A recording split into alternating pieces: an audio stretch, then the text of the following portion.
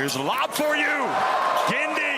L'Égypte sauve l'honneur en remportant une victoire en Coupe du Monde de basketball. Pour le compte de la troisième et dernière journée des matchs de poule, les Pharaons qui avaient essuyé 2 défaites contre la Lituanie 67-93 et Monténégro 74-89 se sont imposés 102-72 sur le Mexique le 29 août 2023. L'autre pays africain en compétition pour une place au second tour, l'Angola, n'a pas été à la hauteur face à la République dominicaine, vainqueur 75-67. Au finish, l'Égypte et l'Angola quittent la compétition avec 2 défaites et une victoire dans leurs escarcelles respectives.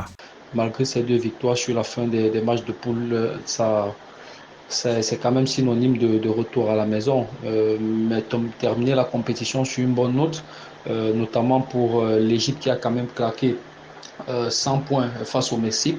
100 points, c'est extrêmement difficile à marquer en basketball. Même Team USA ne réussit pas toujours à inscrire 100 points dans chacune de ses rencontres, même quand ce sont face à des adversaires d'un petit niveau.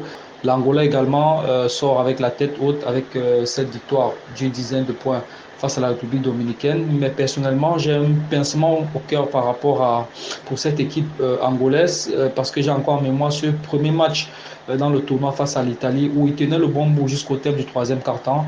Mais malheureusement, étant passé à côté de ce dernier quart-temps, ça leur a coûté la victoire. Et je pense que s'ils avaient entamé la compétition avec une victoire face à l'Italie, ça aurait complètement changé la physionomie de leur parcours dans cette compétition. 3 pays africains vont eux aussi tenter de décrocher des places au second tour du mondial de basketball. Le Soudan du Sud va affronter la Serbie ce 30 août à 8h GMT. À 9h45 GMT, la Côte d'Ivoire aura pour adversaire le Brésil et à 11h30 GMT, le Cap-Vert jouera contre la Slovénie.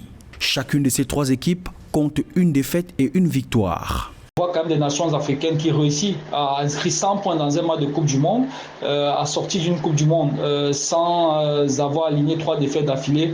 Pour moi, c'est un grand plus et ça montre très bien que le basketball africain de façon globale est en nette évolution. Pour rappel, la Coupe du Monde de basketball 2023 se joue dans 3 pays, aux Philippines, au Japon et en Indonésie. La compétition qualifie directement 7 équipes pour les Jeux Olympiques.